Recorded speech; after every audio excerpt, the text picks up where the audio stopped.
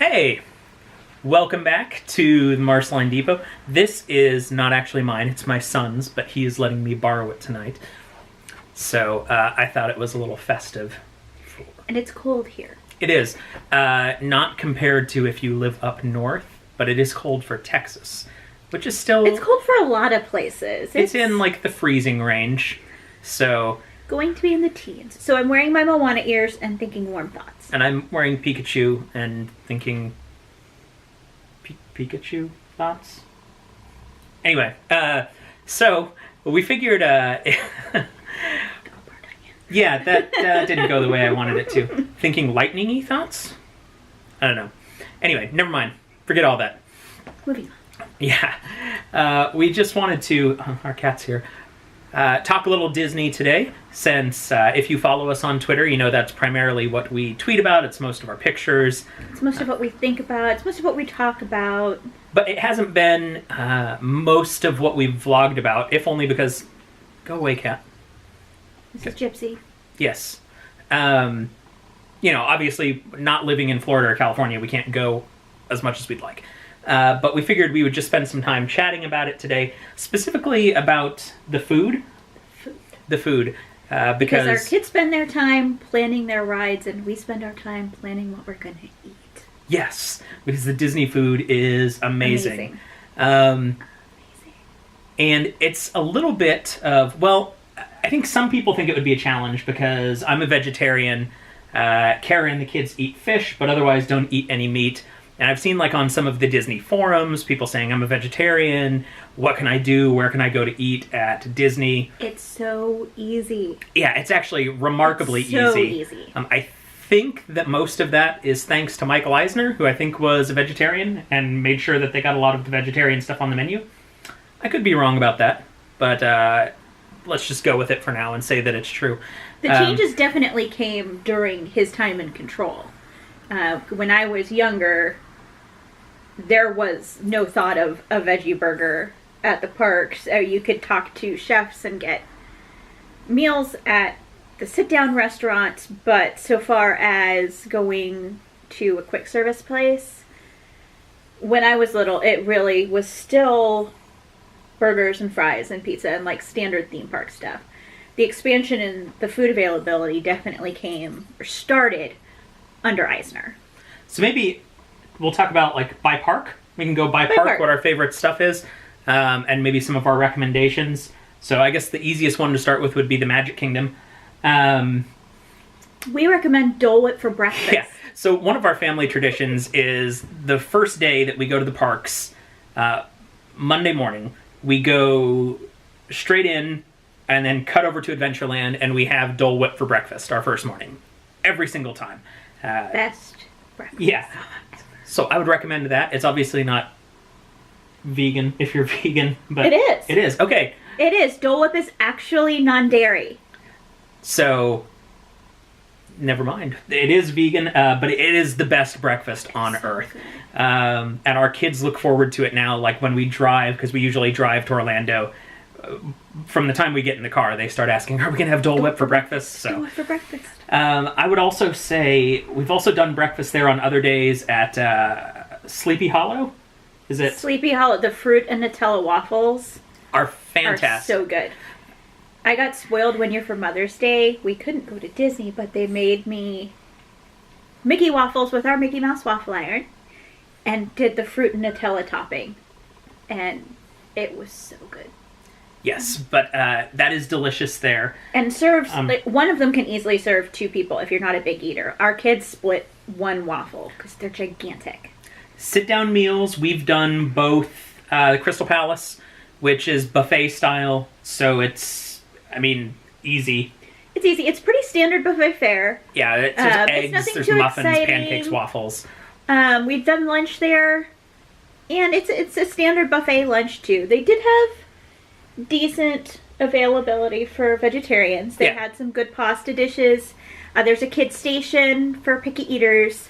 The big draw there is obviously Winnie the Pooh and Friends. Yeah, it's a character meal. Our family loves Winnie the Pooh, and so you get to meet Winnie the Pooh and Piglet Eeyore, And Tigger, and they come around. If you've ever done one of the meals, they do go around to every single table. You get to meet each character one-on-one with your table.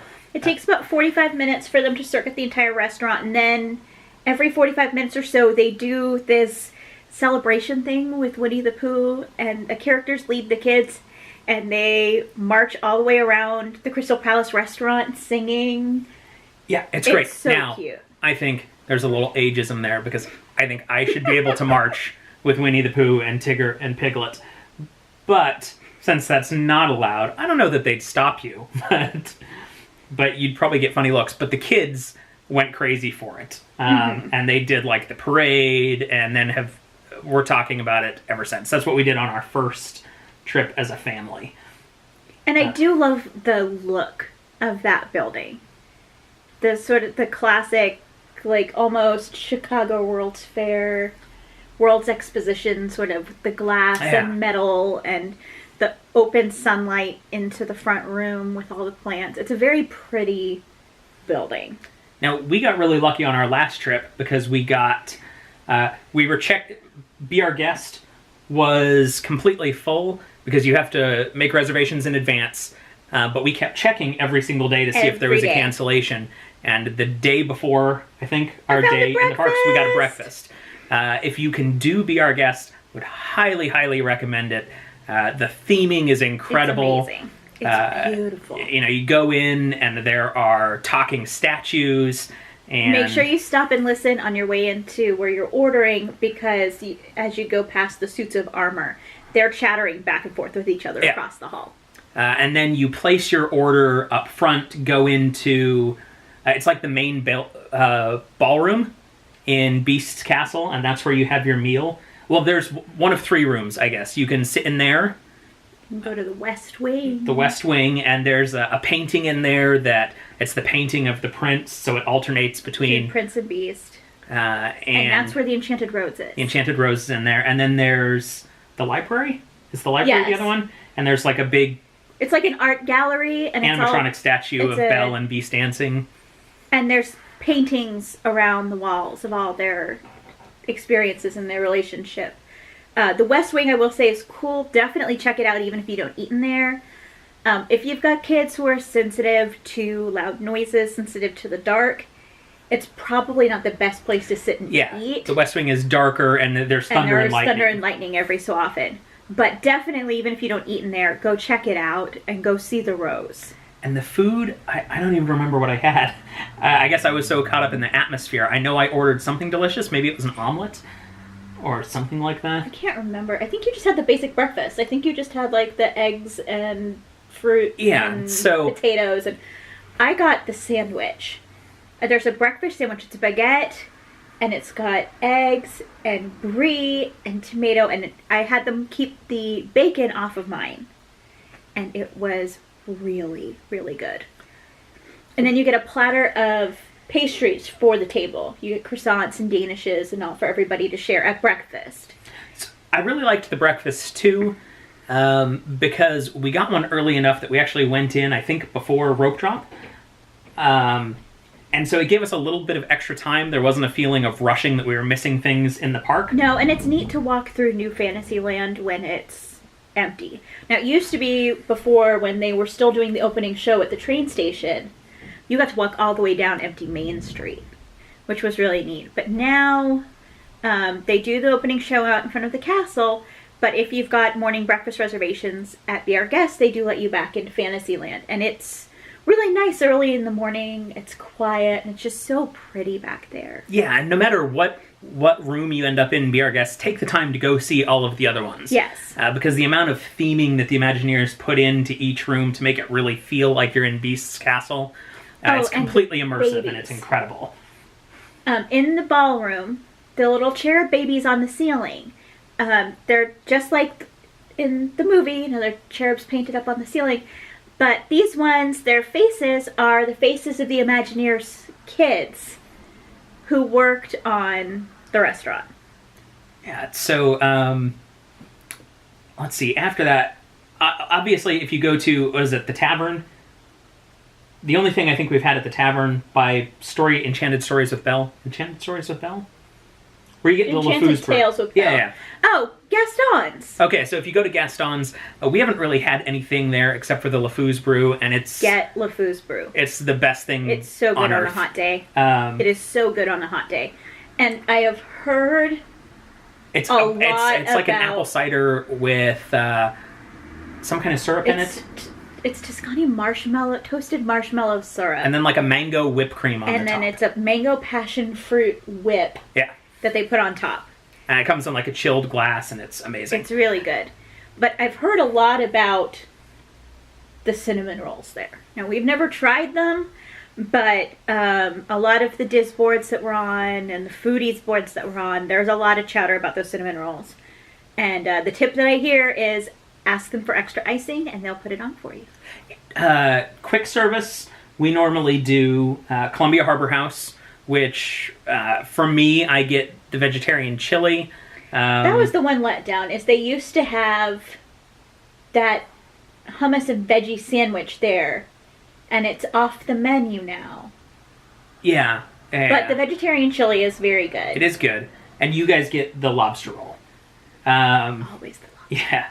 And the kids, I think, can get, if you're looking for something real quick for the kids, they've got like the Uncrustable PB&J sandwiches. And there's mac and cheese. But that's just, if standard you're looking for stuff. something real quick. Our son has graduated to lobster rolls. Yes. He's very proud of himself. Yes, He's and old our enough for daughter that now. still kind of looks at it and goes, ugh. But we also go to Cosmic Rays, is the other quick service place we go. Cosmic Rays. For Sunny Eclipse. For Sunny Eclipse. The food is just, it's okay. It's typical, almost kind of fast food, fries, burgers. They have, it's not a veggie burger anymore. It's a falafel burger. It's a falafel burger, which is good. I actually like it a little better than their veggie burger, because their veggie burger was almost kind of like a Morningstar patty that was just kind of heated up. The falafel burger is better than that. We go because we always go down to see Sunny Eclipse put on his little floor show nightclub jazz thing. I think a lot of people skip that.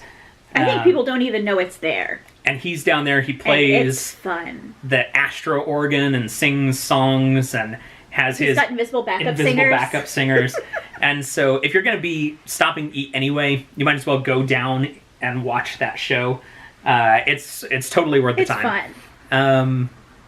And I don't know, is there anywhere else that we really go in the... The last time we went for the first time to Pinocchio's Village House. That's and right. got the flatbread caprese, and it was actually really good. Yeah. I enjoyed that. And it's a nice central location. Like, if you're looking for a meal, quick service, and you're in Fantasyland, like, Village House was right there in the middle, so it was convenient for us that day. Admittedly, at Magic Kingdom, we're more creatures of habit than we are at any of the other parks. Right. We've got our favorites there, and we tend to stick with them. Epcot is a whole different ballgame. Yeah. So, like, except for lunch, because we usually get to Epcot, we just grab a quick lunch, like at Joffrey's. Or something quick breakfast at Joffrey's. Or breakfast. Donuts as big as our kids' heads. Yeah. They love them. Our son talks about those donuts all the time. Like, it's just a frosted donut, but it's so big. Yeah. And that's all they remembers. are enormous. And the apple fritters and stuff, too, are really, they're like the size of a dinner plate.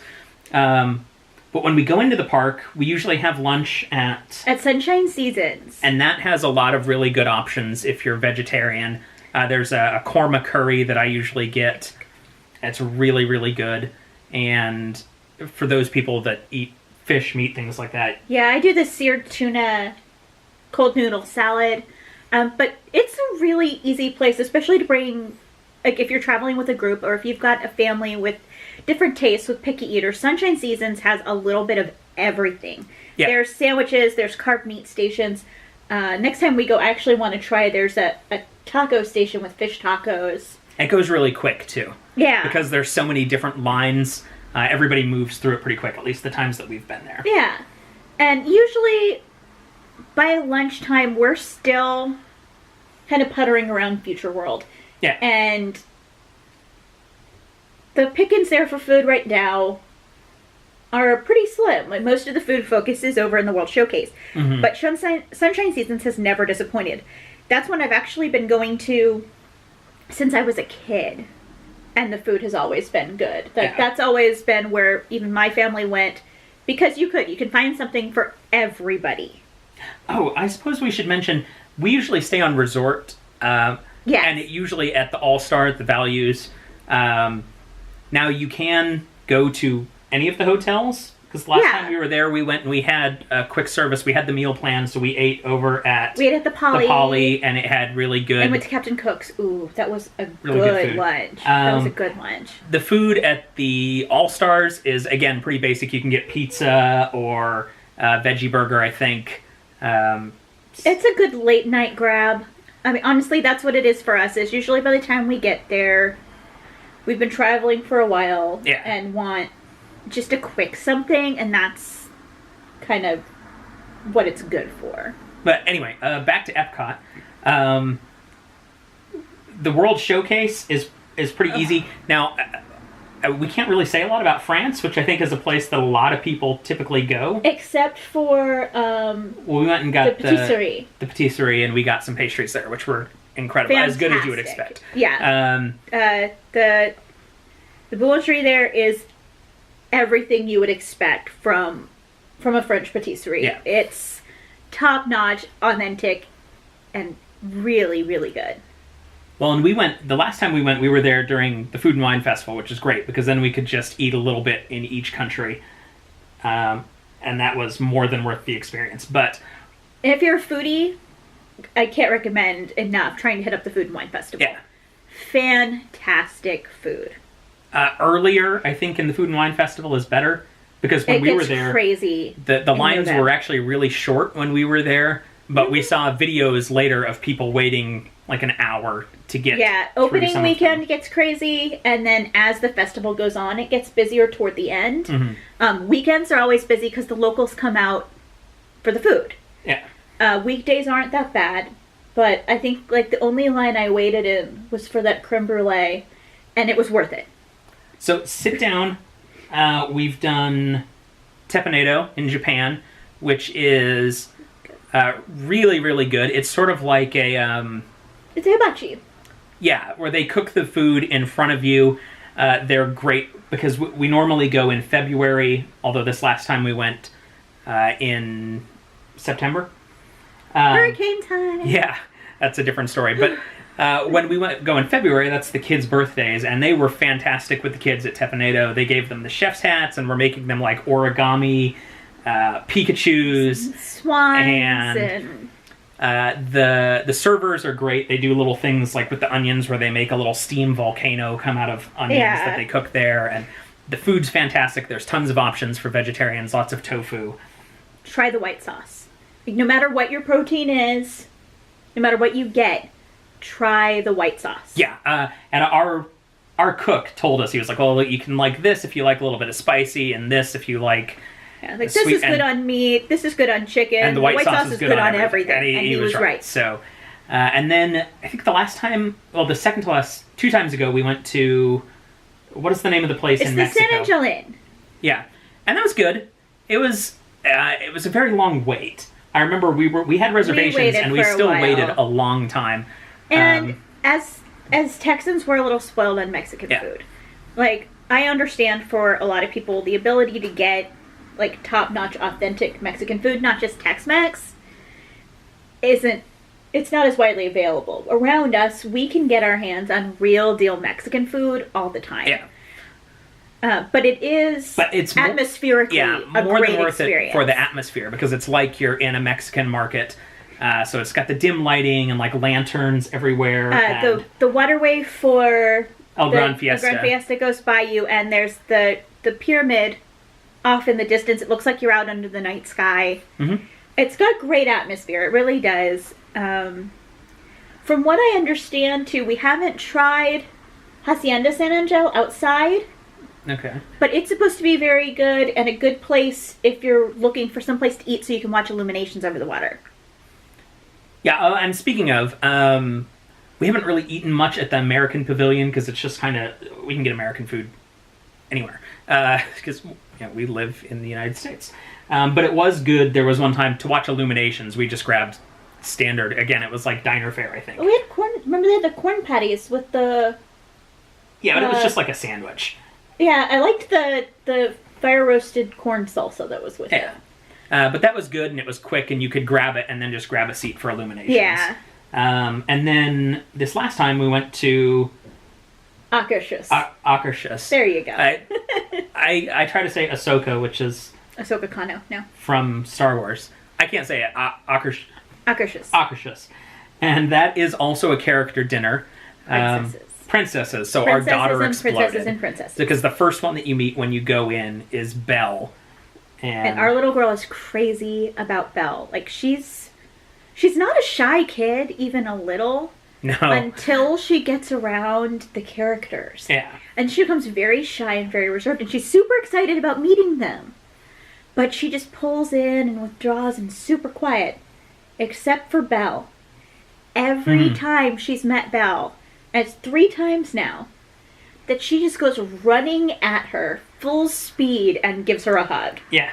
Every time. Don't know what it is about Belle, but Belle has won our little girl over big time. So, and there are different princesses you can meet. I think it rotates. When we were there, we met... You get Belle for sure, because she's your hostess, but then your other princesses, the 4 that you meet inside, rotate. And we met Aurora, Ariel... Snow White, and Cinderella. Yeah. And again, they come around to your table, so you do get one-on-one time with all of them. They'll pose for pictures. They led the kids in a parade again. Yeah, a little princess procession with baskets of flowers. I want to say that there was a little bit harder for me to eat because it's in Norway.